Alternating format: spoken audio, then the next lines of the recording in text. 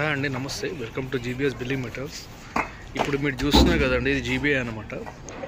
ఇది కరీంనగర్ అండి. ఇది కొత్త స్టాక్ అనమాట. నంబర్ 1 క్వాలిటీతో వస్తుందండి. ఇది మనం ఆల్ ఓవర్ హైదరాబాద్ డెలివరీ ఇస్తున్నామండి, క్యాష్ ఆన్ డెలివరీ.